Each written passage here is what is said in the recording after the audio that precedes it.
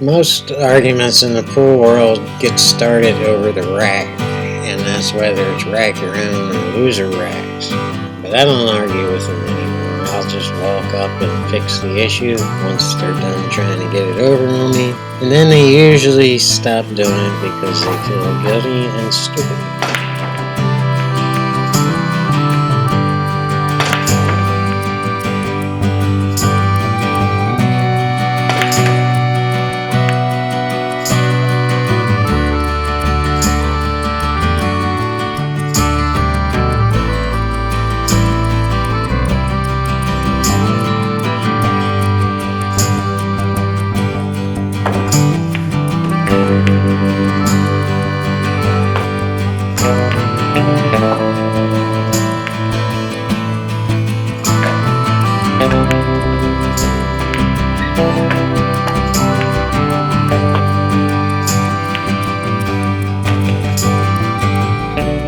Yeah, you can have a ton of pool knowledge, but if I sat here teaching it and I couldn't do it, what would that make me? There's going to be more about this at the end of the video.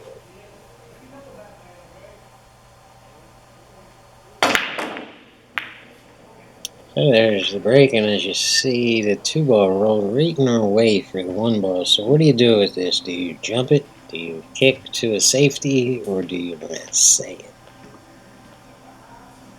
Well, if you were paying attention to the intro, you know that I'm going to say this. The problem with the Massey is the cue ball has a ton of spin on it, and if you don't time it right, it's liable to hit that rail and get away from you. So I know one of the big reasons I decided to shoot that shot is because if I could make it and control the cue ball, which I was certain I could do, I could run this rack out, and this game is mine. So you're putting top on this ball, straight center top to roll up for the right angle on the 3 to bounce off the rail, the left-hand side rail, to get right on the 4 ball, so it's bottom right here.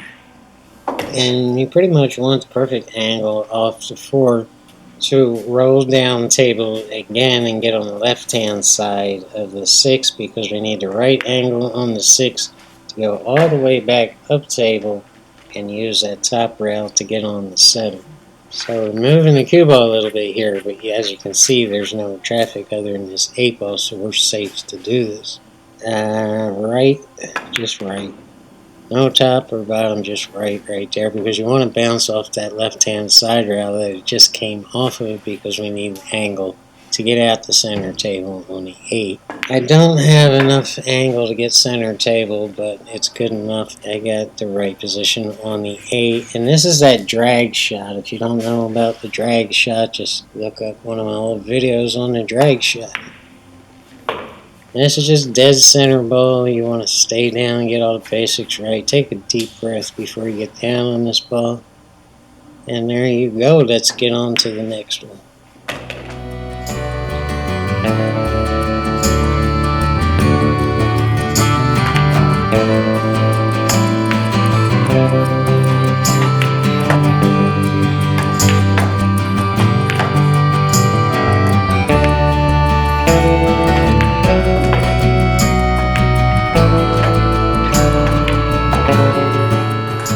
There's these people on the internet called pool trolls. Pool has its own set of trolls, and they hang out in certain forums on the internet, and sometimes they come over to YouTube and they say nasty things about pool players' content, and they have certain things in common. But the big thing is that none of them can play. And they're all jealous because they see these creators doing things and getting out there and living their lives and doing their best to help people, and they don't have the balls to do this, and they don't have the knowledge to do this, and they don't have the talent to do this. But anyway, we're already halfway through this run out, and I haven't even started commentating on it, so more about the pool trolls later. And this is a horrible, horrible, terrible stroke on the spy bonds because I'm kind of stretched out. And yeah, my cue stick got away from me a little bit. But I still got the desired position to get from the 6 to the 7. I don't want to touch that rail to be too straight in. I need some kind of angle, and I got it on the 7 ball, so this shouldn't be any big deal. I'm just going to draw it back for the right position to bounce off that rail when I shoot the 8 and get perfect position on the 9 ball. Yeah. Some people would say that's not perfect, it's too far away, and that's utter nonsense.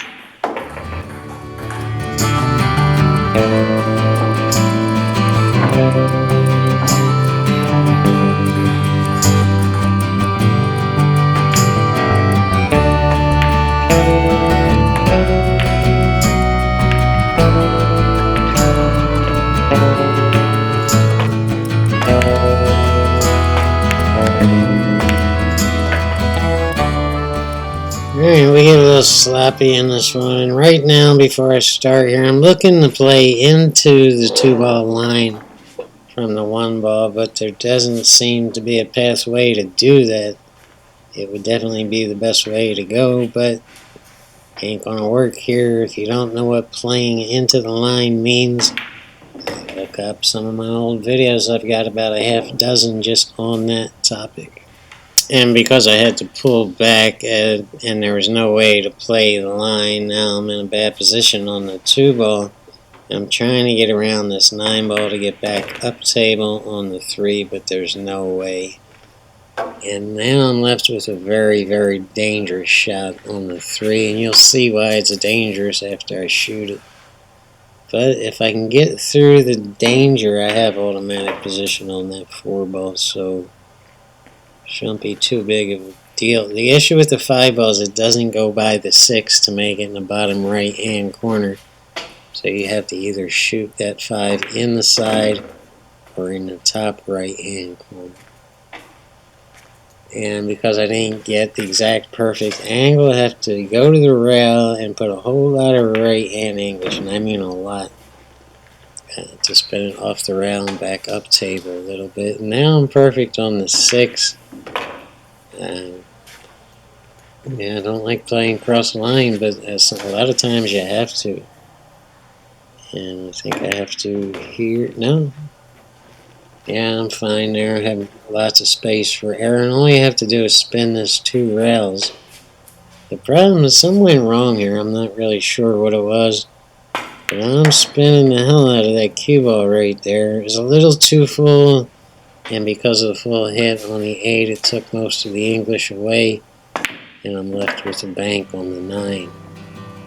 Little slappy, but hey, I'm not always 100% perfect. In fact, I'm never 100% perfect.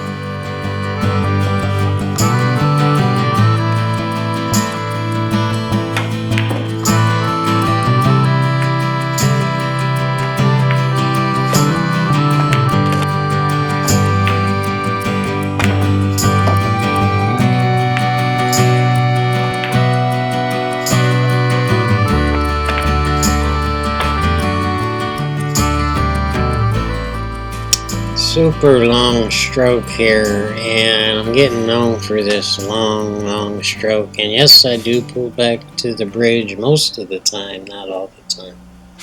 I've been doing that more and more. It's not just a long bridge, it's a long stroke. In this 2-ball shot, you're just barely bumping it, and it will get around that 4, and you should be perfect on the 3. You just gonna have to trust it, you know. You don't want to slam that ball. That's about as slow as you can go without running out of gas. Now you're just pulling left, bottom left there to shoot the 4. What are we doing here? I'm trying to use the rail, but okay, I knew that 6 was going to get in the way. And now we're a little too close to the rail for my comfort, but you gotta do what you gotta do. Dead center ball there, and that should have been top right there. And I shot that with dead center ball, and I don't know why I did that. Just a miscalculation in a senior moment, and now I'm stuck with the bank. Another long stroke here. And the natural path of the cue ball took me right on the 7, so now it's just a matter of getting on this 8. And we're just bumping it to the rail and going all the way down. We're going to shoot it all the way down the table. I didn't want to play with that too much. If you don't have to move the cue ball, you probably shouldn't. As long as you have another pocket for it. And I rolled up on it, but I didn't roll up far enough. Got a little funky on the 9 ball. It's just a little bit of a cut. It shouldn't be no big deal. And there you go. There's one.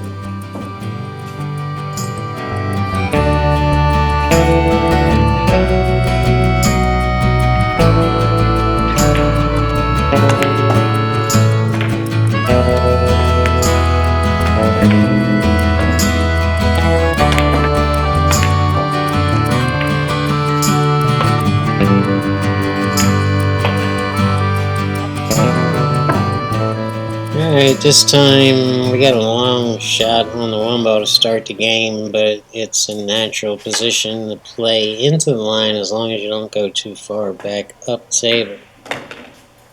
And this is the best way to start a 9 ball game, and the hardest part of 9 ball is getting started. So now we're just forcing this ball. You gotta hit that hard to force it down on the 3 ball.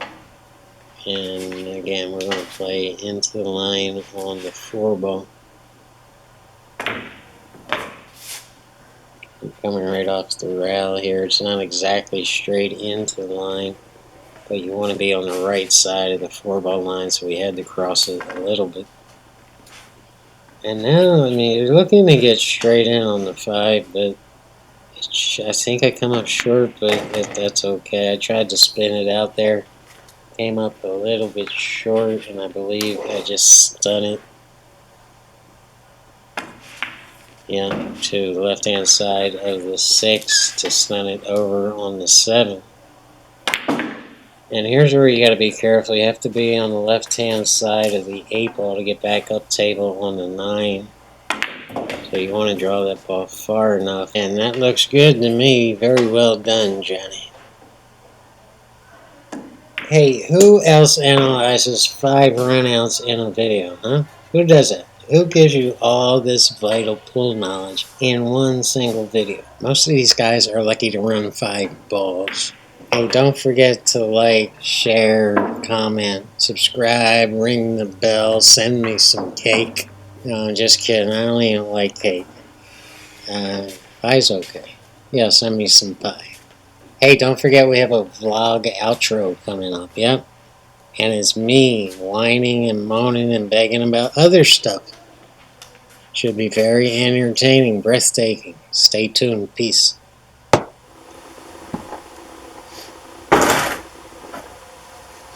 guy named Joe came by and shared his thoughts with me and said this.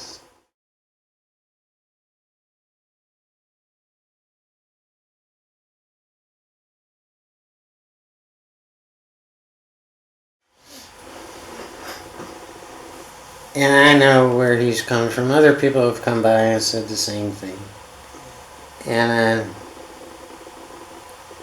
I think they're not thinking this through. They're only thinking about one part of it and not thinking about the whole picture.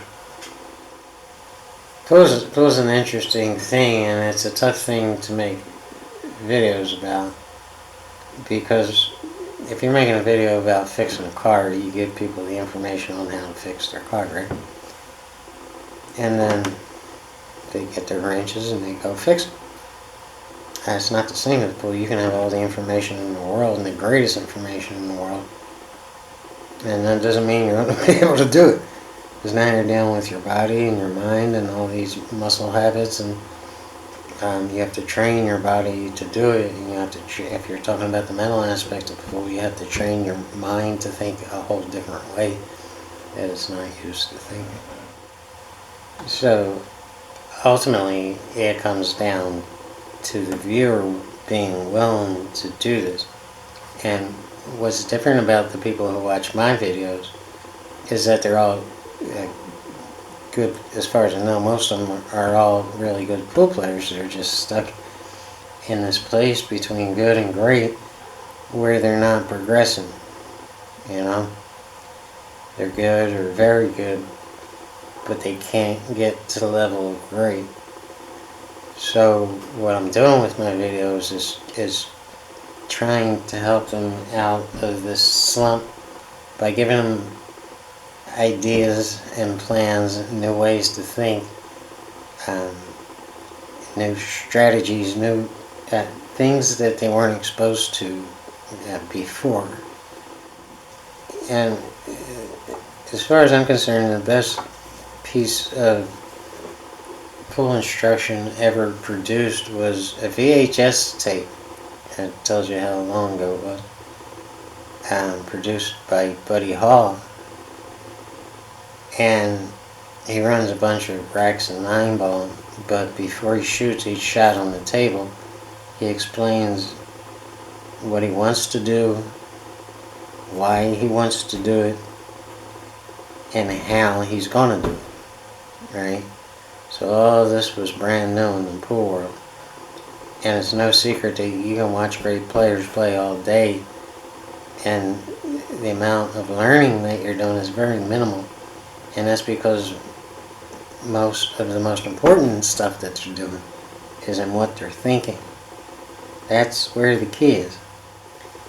So if pool players played every match on YouTube while they were explaining what they wanted to do and how they're going to do it, we'd have so much knowledge it would be off the charts. But that's only part. I mean, you have to know, but it's only part of it. You have to go out and do it. And because my subscribers are a higher level of pool, I know they're out there playing every day, and they're absolutely more willing to do it than someone who's new to pool. So no, I mean, I can't do it for them. I'm just kind of giving them the wrenches they need to fix their car. That they have to do it themselves, and it takes a lot of time to fix mental habits and physical habits. It takes a lot of work. So these guys are more willing to put in that work. It's funny too, because what Joe said is almost exactly what Luther Lassiter said many years ago, way back in the 40s, I think. Might have even been the 30s. A big company, and he's writing this in his book. He wrote a book on how to play pool. And he's explaining in the first paragraph of this book that company, whatever, came to him and asked him to write this book, and he laughed at him and said, "You're crazy. You can't learn pool by reading a damn book." And then he goes on and says, then I started thinking about it. And he realized pool would be much easier for people to learn if they started out doing things the right way. So the book was just on the basics of pool. And that's all the company that came to him expected. So he wrote it, and the book sold very well. And so he was glad he wrote it, because he helped a whole lot of people get started on the right foot.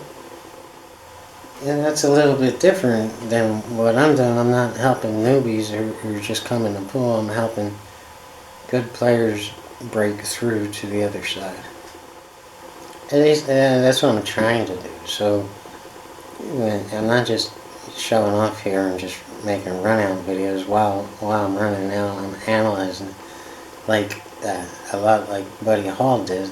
He became such an influence on me that I wanted to do I wanted to do for other people what he did for me. So that was, and I wasn't even conscious. That's just what I wanted. I wanted to help, because I know how damn frustrating it is to progress your whole life, and then to get to this place where that's it, all progression stops and you're stuck right here and you'll never get any better. That's so discouraging, and it's just so heartbreaking to spend your whole life doing something and not be able to get through that last step.